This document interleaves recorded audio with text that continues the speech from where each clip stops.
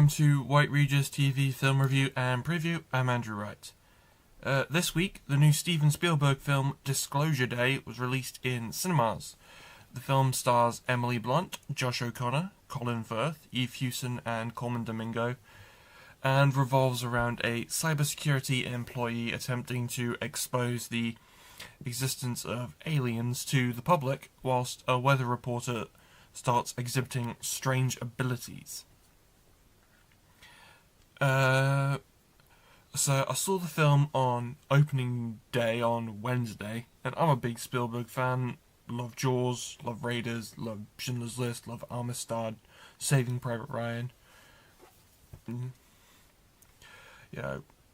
etc., etc.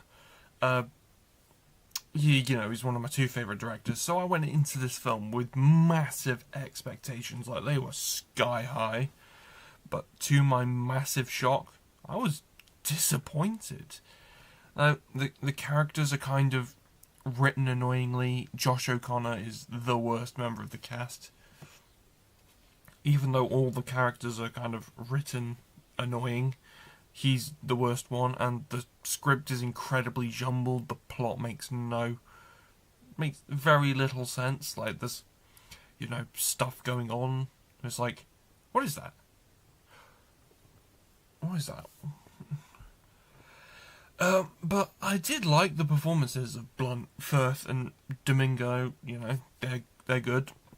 There's a really brilliant scene between Colin Firth and Colman Domingo, and I thought that the last 20 minutes of the film were incredible.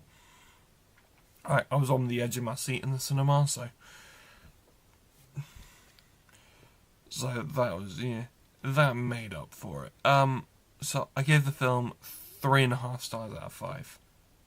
Which, to be fair, is me being generous and trying to find a middle ground. Disclosure Day is in cinemas now. This week, the Pixar film Hoppers was released on home video. The film stars Piper Curda, Bobby Moynihan, John Hamm, Kathy Najimy, and Dave Franco. The film revolves around an animal-loving activist college student who transfers her mind into a robotic beaver to help her save a local animal habitat from destruction.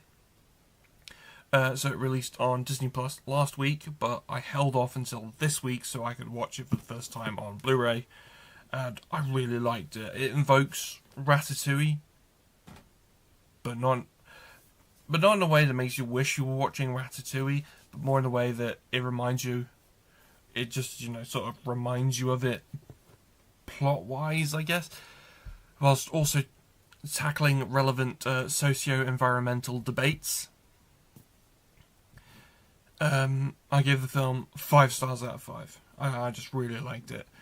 Hoppers is available now on home video and is streaming now on Disney Plus.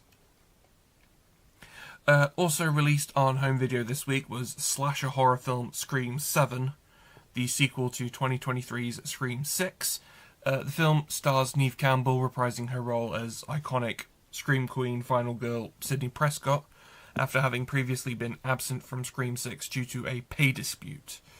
The film also stars Courtney Cox, Jasmine Savoy Brown, Mason Gooding, and Matthew Lillard, reprising their roles from previous films.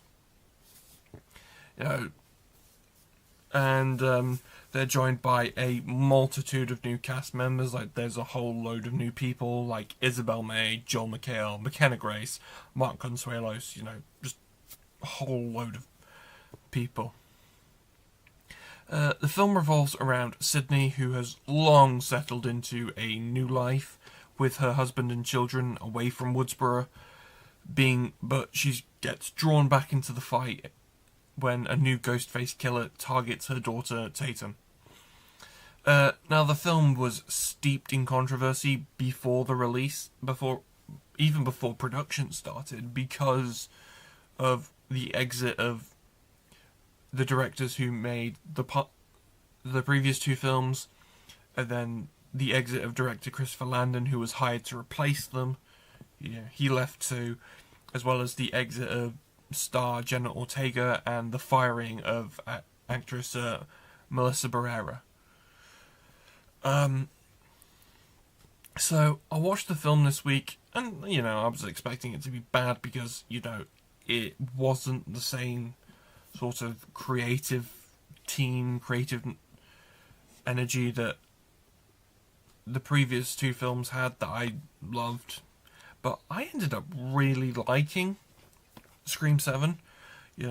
Campbell gives a great performance. I really enjoyed Joel McHale's performance because it was so out of the norm for what you expect him to do, because he's mainly a comedic actor, but in this he's more of an action star. And I was really impressed by the film's thematic depth. It reminded me a lot of the 2018 Halloween film, which is another horror film I really like. But I did feel there were two over-the-top kills, and I've never been a fan of the meta humor of the franchise from day one. Yeah. Although looking back at my Letterboxd reviews, I thought it seems I was a fan of it in the first one. But just as it's gone on, I've not really been a fan of that. But this film was really solid. So I give the film 4.5 stars out of 5. Scream 7 is on home video now. Next week, Toy Story 5 arrives in cinemas. The film is the 5th main film in the Toy Story films and is a sequel to 2019's Toy Story 4. The film stars Tom Hanks, Tim Allen and Joan Cusack, among others reprising their roles from the previous films, and they are joined by Greta Lee, Conan O'Brien, Ernie Hudson and Alan Cumming, among others. The film revolves around Woody returning to help Buzz and Jessie overcome a lily pad, a new tablet device that Bonnie has become enamored with. So obviously I'm previewing it well in advance because so there's no reviews or whatnot out for it, so I can't tell you what it's going to be like. All I can say is go see it in cinemas next weekend. Toy Story 5 is in cinemas next weekend. That's all I have for this week, but be sure to check back on June 27th. I'm off next week, where I will be talking about Supergirl. See you next time.